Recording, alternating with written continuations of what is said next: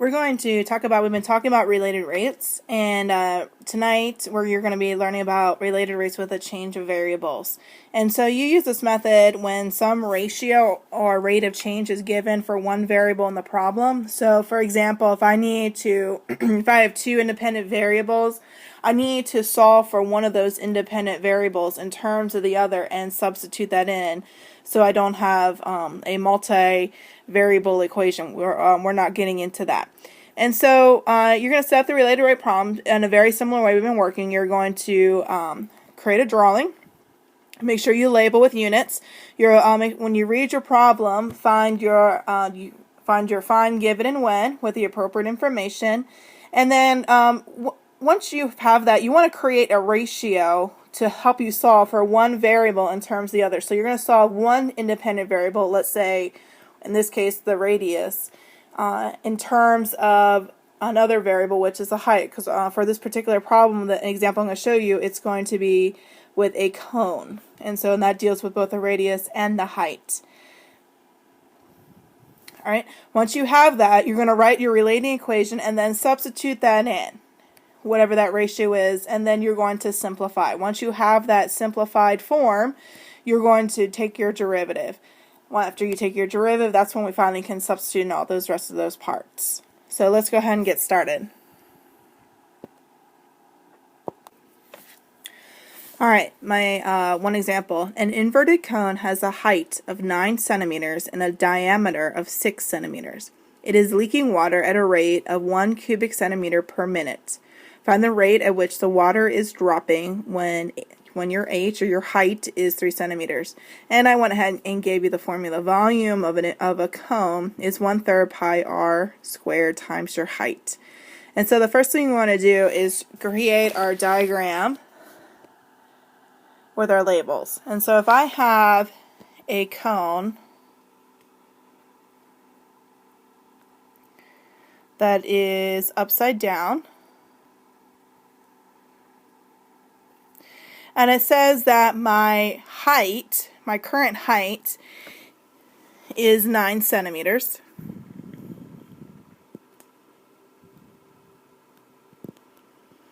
And the diameter is 6 centimeters. Well, I don't really want the diameter, I want the radius. And as you know, the radius is just half your diameter, and so that's going to give me 3 centimeters. And the reason I want the radius, again, as you know, is because my formula is in terms of the radius. And so I have water leaking out of my inverted cone, and that is 1 cubic centimeter per minute. And so since we're talking about cubic is a third dimension, which deals with volume. And so what they gave us was actually the change in volume with respect to time, so dV dt. What they want us to find,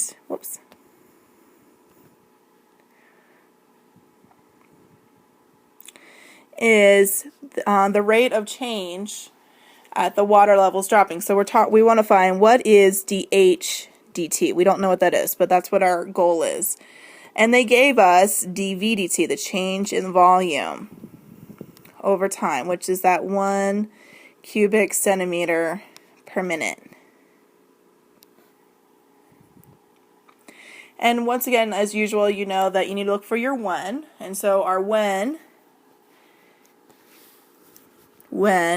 your height is 3 centimeters. Well, one of the clues that gives us that the problem gives us and what we should solve for, meaning what should be our independent variable, is when. And so since they gave us a value where h is equal to 3 centimeters, we're probably going to need to solve our volume equation in terms of h. So we need to figure out what is the relationship between the radius and the height. Well, what they gave us initially is our radius is 3 centimeters. They gave us our height, which is 9 centimeters. And so if I wanted to set up a proportion or a ratio, I could compare what is my radius to my height. Well, my radius we found was 3 centimeters. The height initially is 9 centimeters. And so that just equals 1/3. But I don't want, I want things in terms of h, meaning I'm solving for r. So I have r over h is equal to 1/3. If I want r equals something, because we're solving for our radius in terms of our height, we're going to multiply both sides by h. And so my radius really is 1/3 of my height, which kind of makes sense because the radius is 3 centimeters and the height's 9 centimeters. So it is 1/3 of 9, which hopefully makes sense to you. So we have 1/3 of our height is equal to our radius. And so that's going to be our relating equation. So our radius is equal to 1/3 times our height. And we're going to substitute that into the original, our volume equation. So our volume is equal to pi over 3, or 1/3 pi, doesn't really matter how you write it, r squared times our height. And I went ahead and tried to color code it for you because that's what we're going to be substituting in.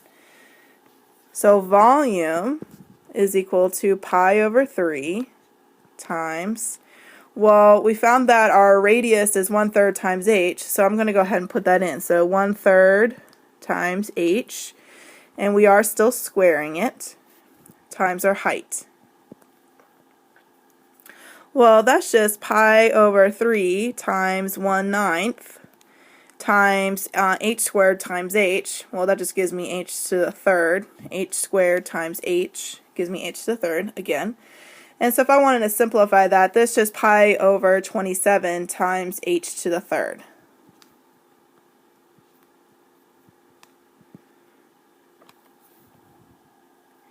And so that's what our volume is going to be equal to. And this is what we'll be taking the derivative of. So my derivative of my volume with respect to time is going to be the derivative of what I boxed in blue. So we're going to multiply pi over 27 times 3, and that just equals pi over 9. Again, the reason for that is you're going to have 3 pi over 27, and so 3 over 27 is just 1/9. We're going to have our h squared, and since we took the derivative of our height, we're doing it with respect to time, so this is going to be times dh dt. And so this helps us be able to solve. We know what the change in volume with respect to time, so we can substitute in. So this is 1 is equal to pi over 9 times my height. Again, when my height is, and so we're talking about 3 centimeters. We're going to square it. And so now the value that we're solving for becomes apparent. We're solving for dh dt.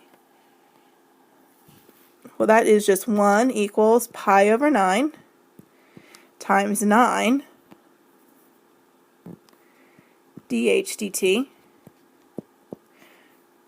Well, what's kind of nice is my 9's are going to cancel, and I have pi times dh dt. Well, if I just want to solve for dh dt, I'm going to get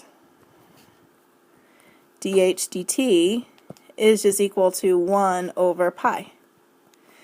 And our unit, since height is a one-dimensional measurement, that is going to be centimeters. And then our measurement in time is minutes, so it's 1 over pi centimeters per minute.